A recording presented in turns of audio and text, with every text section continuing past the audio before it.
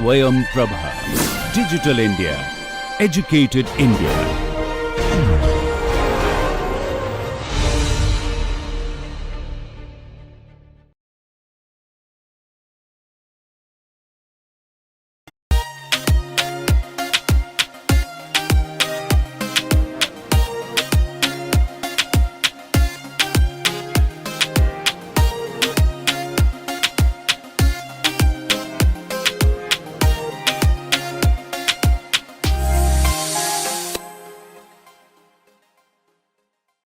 Good morning and welcome to this next lecture on vibrations of plates and shells.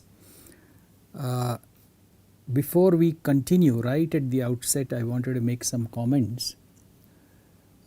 Somewhere down the derivation we had this term here, ds dash squared was equal to the sum of these terms, of which I dropped this term and I said this is a differential, this is a differential, this is a differential, this is a product of three differentials, okay, whereas this was a product of two differentials. So I would like to clarify that here also this is a change, okay, this is a change and there are two differentials here, okay, whereas this is a differential change and this is a differential change. There are only two differential changes here, whereas there are indeed three here and three here.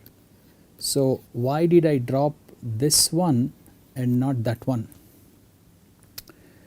Compared to d alpha I, d xi I is a smaller change, okay. So this is d xi I, okay, there is one d xi I, okay, and here there is one d alpha I, so slightly bigger. Now here also there is a d alpha I, that is fine, and here there is another d alpha I, that is okay, okay. Now next both these are equal, okay, this term and that term, although small changes, they are equal. And we do not know the magnitude, we have no idea of the magnitude. So okay.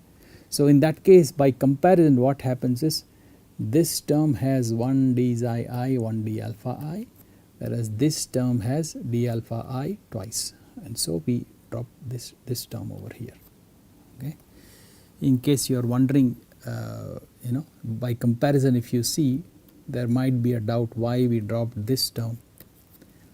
Okay, I just wanted to say that in the beginning. Now where we are at,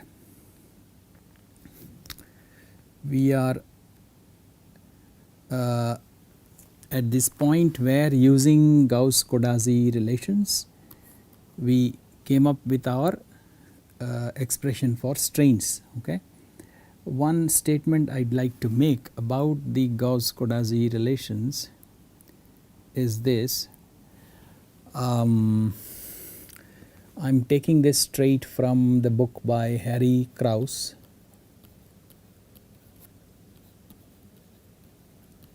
okay, which is thin elastic shells.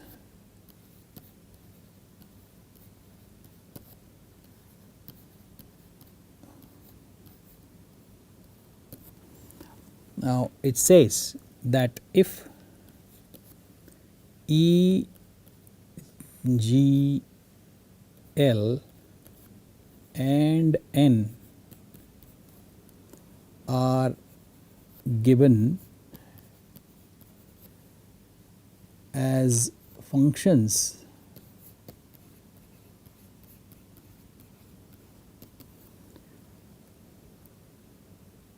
of the real curvilinear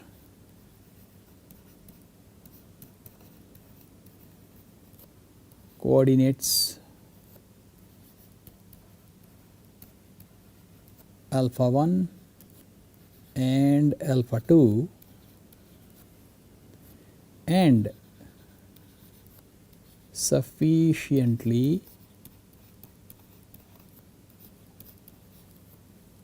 differentiable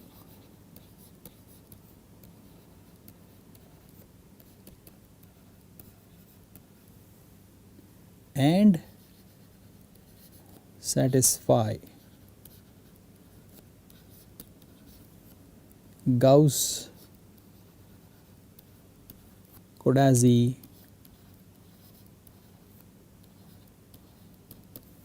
conditions.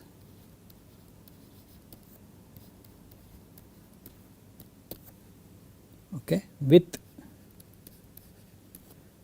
E positive and G positive. Okay, and it's implied that F is equal to M is equal to 0. Okay, then there exists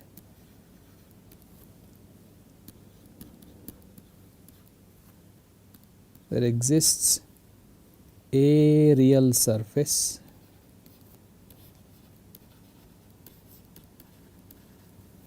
which has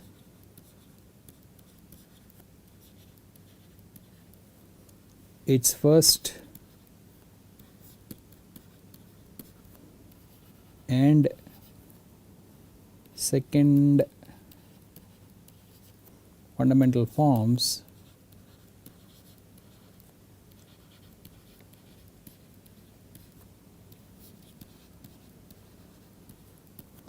given by I is equal to, or 1 is equal to d alpha E d alpha 1 square plus G d alpha 2 squared, and the second fundamental form is L d alpha 1 squared plus N d alpha 2 squared. Okay. So Gauss-Codazzi, if you find a certain A1, A2, R1 and R2 and they satisfy the Gauss-Codazzi relations, then that means it's a real surface.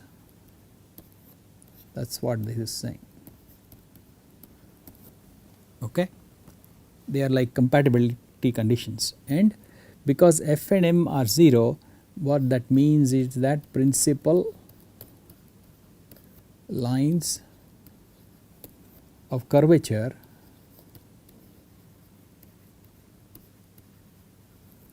are the parametric lines.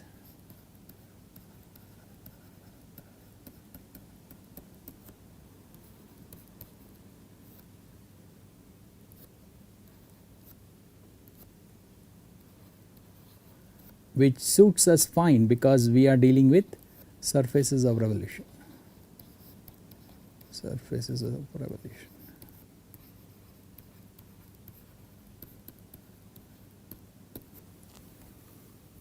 Okay. So if principal lines of curvature are not the parametric lines, there are more general Gauss-Codazzi conditions, which we don't need here. Okay. So if Gauss-Codazzi conditions are satisfied for a certain A1, A2, R1, R2, that means it's a real surface. That's all I wanted to say in this context. Now we have found our strains. Okay.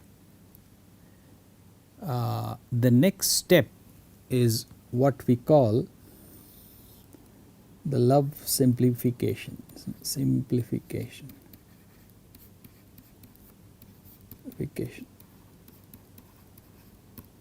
Okay. Now what is this? So we are dealing with thin plates or shells. Okay. Now thin plates you will see as part of automotive bodies.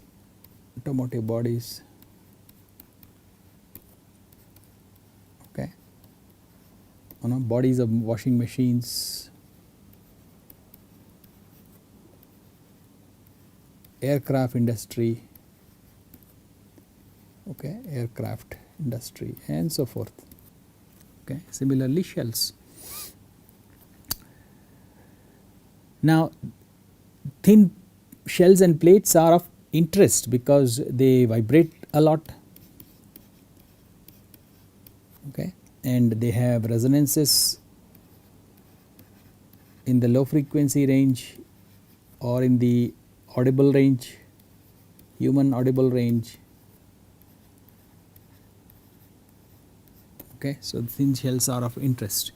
If they are thick, they are not so much of interest because they do not vibrate so much, nor do they make a lot of noise. Okay. So now if I have a thin shell, so I am first drawing it more or less to scale, let us say, and then I will draw this exaggerated. So this is h, suppose this thickness is h, and I will draw it exaggerated. Okay, this is my h now, and this is the middle surface. Okay.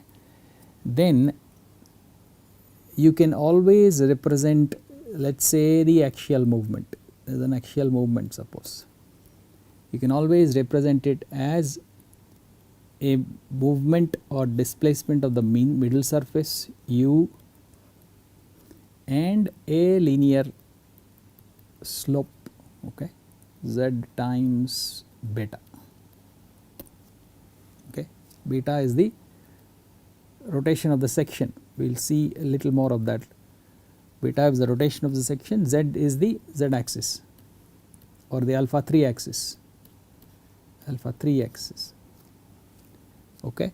So the u, okay, as a function of, let us say, x comma z, or u as a function of alpha 1 and alpha 3 can be represented by u, small u, let us say this big U, small u, which is purely a function of alpha 1 plus alpha 3 times beta, which is also purely a function of alpha 1.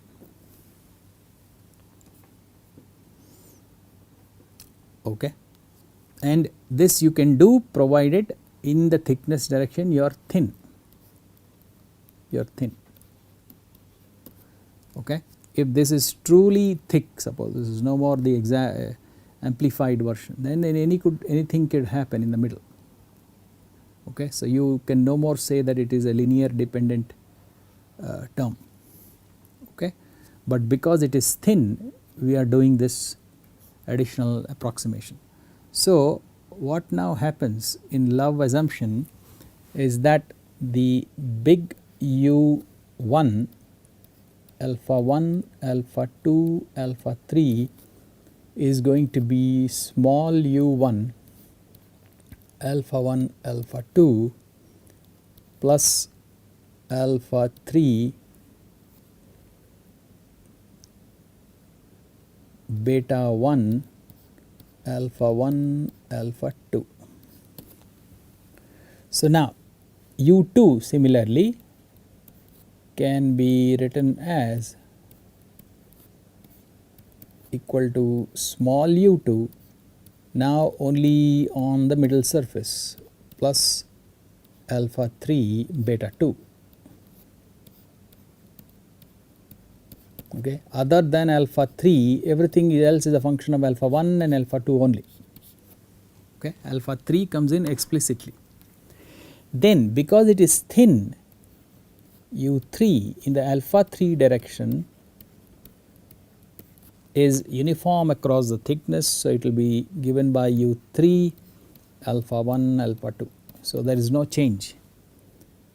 So in the thickness direction, this whole thing moves in union or in unison. Okay, there is no change in the thickness. Okay. As a result, immediately epsilon 33 is 0. Epsilon 33 is 0. Okay. Now, what has happened here is that earlier we had 3 displacement variables unknowns, u1, u2 and u3. But now we have u1, u2, u3 that are functions of alpha 1, alpha 2, plus now we have beta 1 and beta 2. So we have moved from 3 unknowns to 5 unknowns. Okay. So now we have to find an expression for these. Okay. Now in the level of the theory we are going to deal with here. Okay, that means the level of approximation, the level of accuracy we are going to deal with here. We are going to set epsilon 1 3 the one vertical shear strain to 0 and epsilon 2 3 the other vertical shear strain to 0. Okay. So along with this what we have epsilon 3 3 also equal to 0. Okay, so what we will be left with is epsilon 1 1, epsilon 2 2 and epsilon 1 2. These are not equal to 0. Okay. So now the beta 1 and beta 2 definitions will be acquired by setting epsilon 1 3 and epsilon 2 3 to 0. We will get the definitions from there. Okay. We need 2 more equations to find beta 1 beta 2. This provides us the condition to find beta 1 and beta 2. Okay. Now one more thing. This theory is going to have discrepancy. Okay, this is an approximate theory. In this theory of thin shells and plates or thin plates and shells.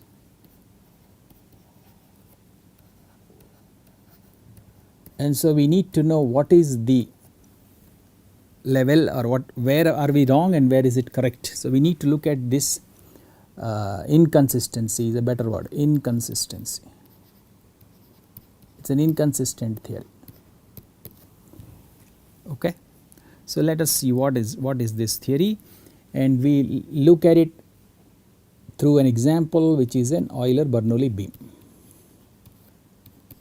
Euler-Bernoulli beam theory.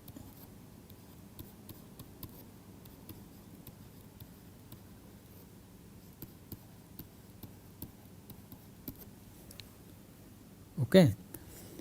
So what is the displacement form? If you have a Euler-Bernoulli beam, okay, and that happens to be the z direction, okay, and this happens to be the x direction, and into the plane, into the board is y direction. Okay. The axial displacement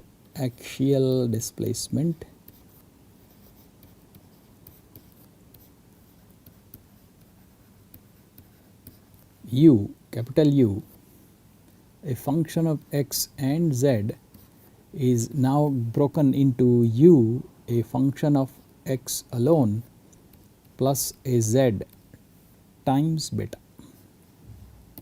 Okay. Just as we spoke about this right in the beginning. Okay. Then the y displacement is 0 exactly. Okay. And the transverse displacement w of x comma z is w of x. That means this displacement is the same all along z direction. Okay. As a result, what happens? As a result of this, epsilon yy is 0. Okay. Then what are we left with? We are left with epsilon xx, okay, and epsilon zz is 0 from here. then we have epsilon xz, epsilon xy, and epsilon yz. Okay. Now these two are also 0 because there is no y displacement. Okay. So now we have to look at these two. We have to look at these two. Okay. So if we write the Hooke's law, epsilon xx is 1 over E sigma xx minus mu sigma yy plus sigma zz. Okay. Epsilon yy is equal to 1 over E sigma yy minus mu sigma xx plus sigma zz. Epsilon zz is equal to 1 over E sigma zz minus mu sigma xx plus sigma yy. Okay. Now if we use in here the fact that epsilon yy is 0 and epsilon zz is 0, okay, what do we get? We get sigma xx will be equal to E 1 minus mu by 1 plus mu into 1 minus 2 mu into epsilon xx. Okay. Then sigma yy will be equal to E by 1 plus mu into 1 minus 2 mu into mu times epsilon xx, and sigma zz is equal to E over 1 plus mu into 1 minus 2 mu into mu epsilon xx. Okay. Now in the Euler-Bernoulli beam theory,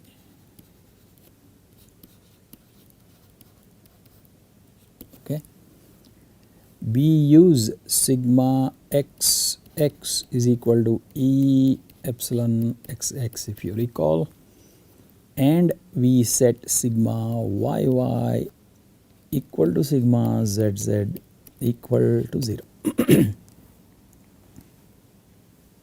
Okay. So there is an inconsistency.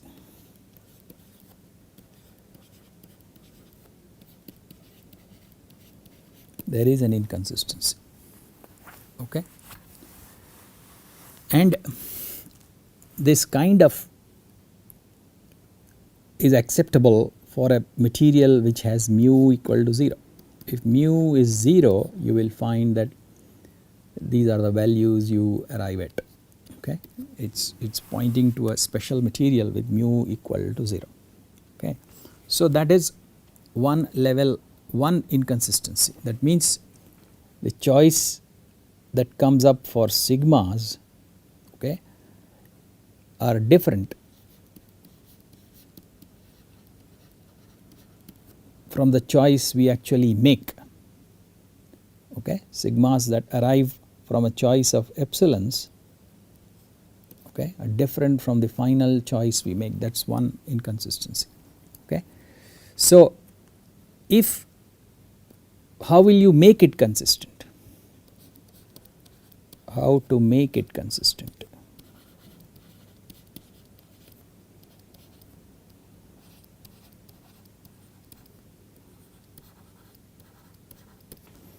Okay. The way to make it consistent is, because one side says they are 0, if you can find conditions where they are small, okay, sigma yy and sigma zz values are small, then you have found the conditions to make it consistent.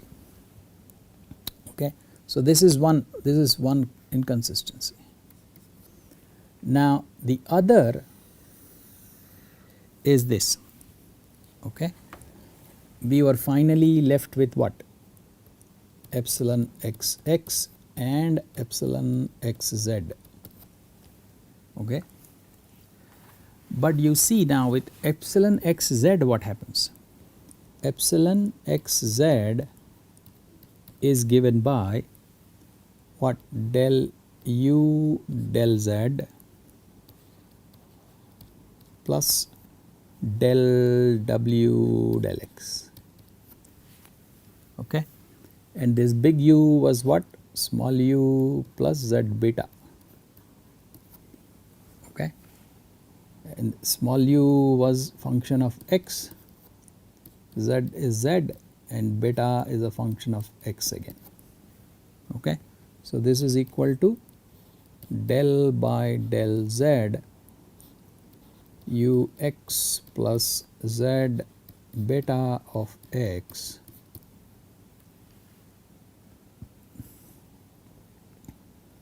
plus del w by del x, okay. Now this is not a function of z, so what I get is epsilon xz is equal to beta plus del w by del x, okay. Now here we are going to set epsilon xz to 0,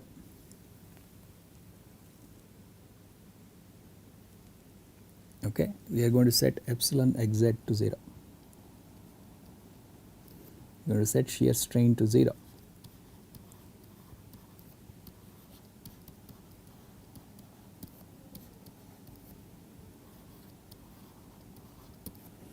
Okay. That gives me beta is equal to minus del w by del x, okay. And so for pure bending,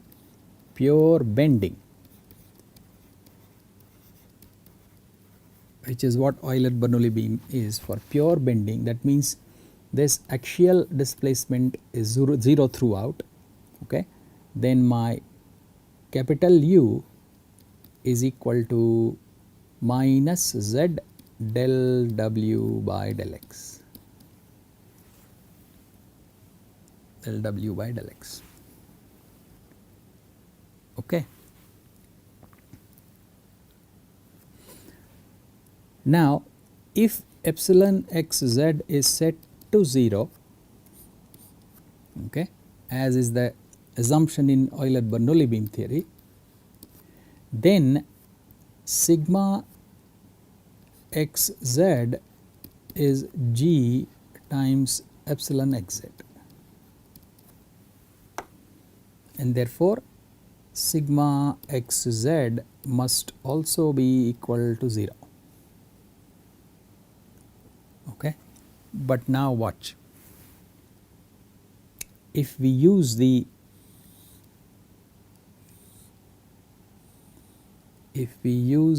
equilibrium conditions from elasticity,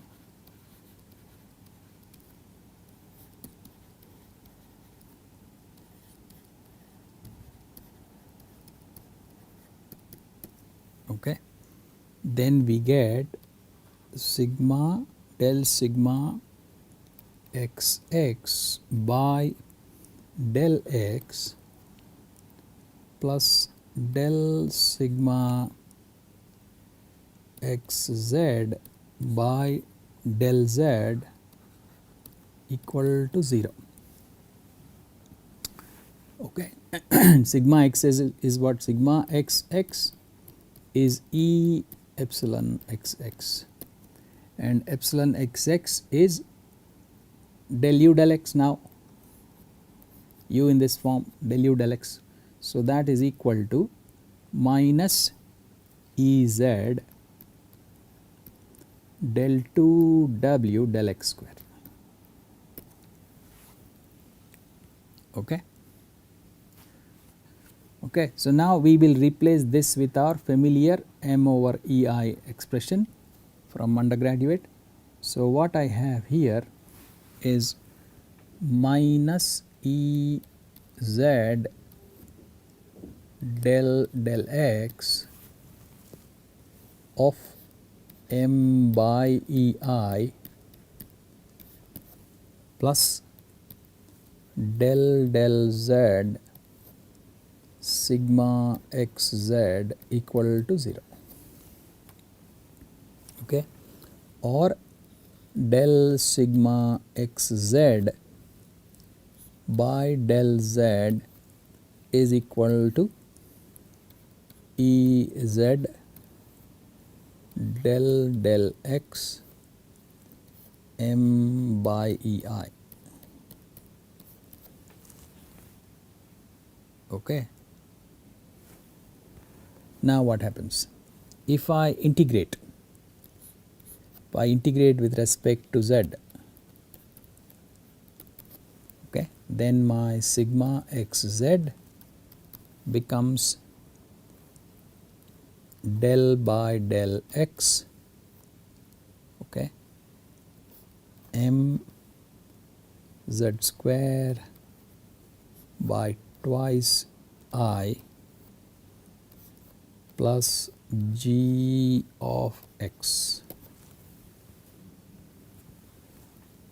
okay, and say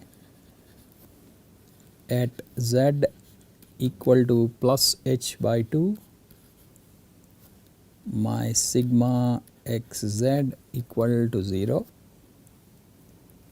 then I have 0 is equal to del by del x m by I h square by 8 plus a g of x is 0, right. Then that gives me a definition for g of x as minus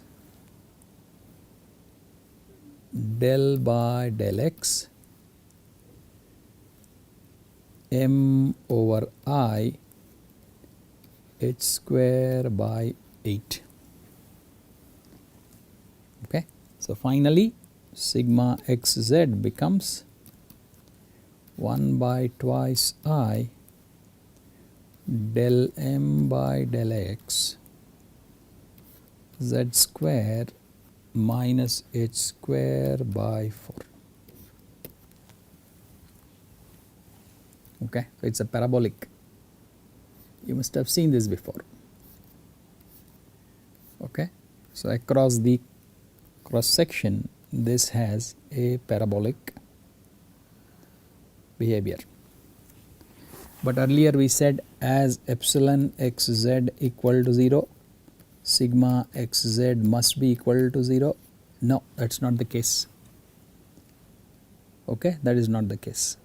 So this is also an inconsistency.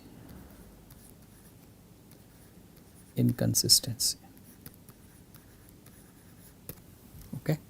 So how do you make it consistent then? Then here also you find a condition. It will come as a condition on geometry. So you find a condition. Okay, you find a condition or you find conditions such that sigma xz is also a small quantity. Small quantity.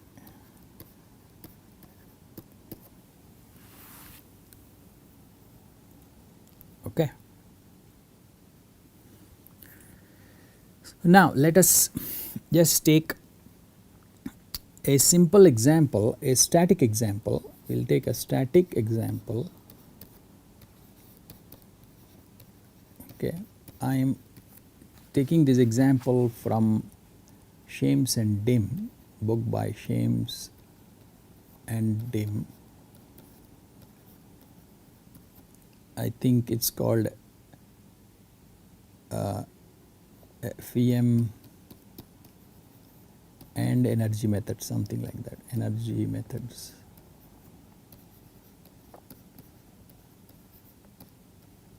Okay, I am taking this example from there. So the example is this: you have a simply supported beam,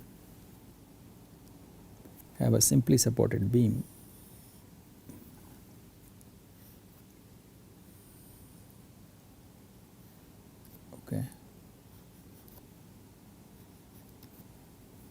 and you load it with a uniform load, uniformly distributed load. You load it, that is Q of x. Okay, and I have this non-dimensional parameters, which is xi, let's say, is x by L, and eta is z over h. H is the thickness. Okay, that is z. This is x. Okay, then sigma xx, the normal stress, is given by minus q L square h pi twice I, okay, xi square minus 1/4 eta plus h over L whole squared 2/3 eta cube minus 1/10 eta. Okay, this is a full elasticity solution.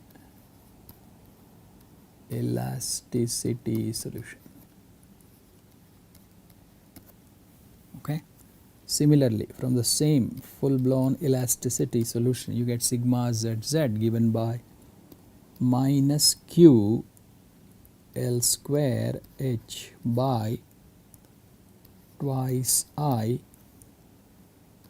h by L whole squared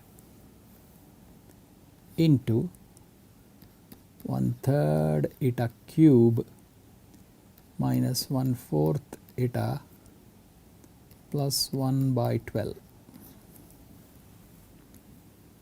and sigma x z is given by minus q L square h by twice I h by L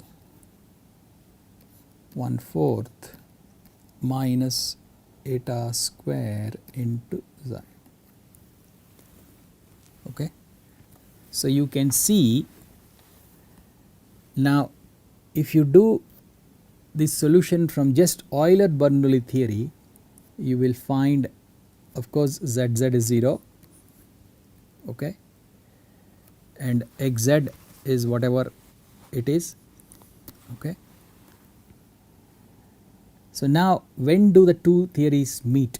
So here the xx is without this term. Okay, so when do the two theories meet? When h by L is small. When h by L is small, this term is 0 or negligible. It's equal to this, which comes from Euler-Bernoulli beam theory.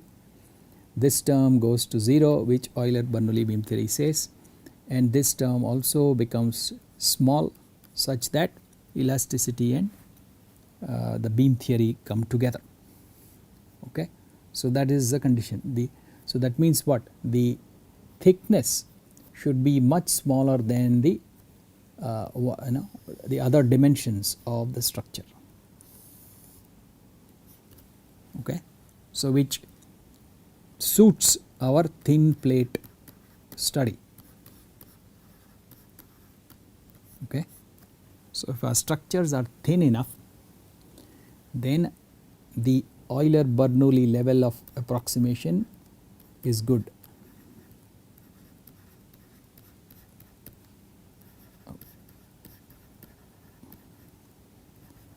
is good.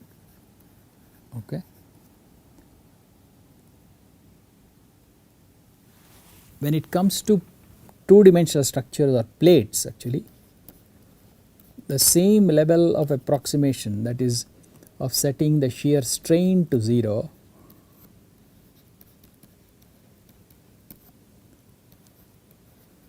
and shear stress not 0, and the normal stresses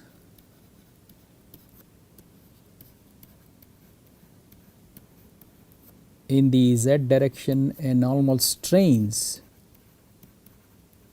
z direction both to 0. Okay. This is called Kirchhoff plate theory. Okay. Kirchhoff plate theory. So we are going to work at that level of approximation with plates and with shells. Okay. I am running out of time, so I will stop this lecture here. We will continue from here.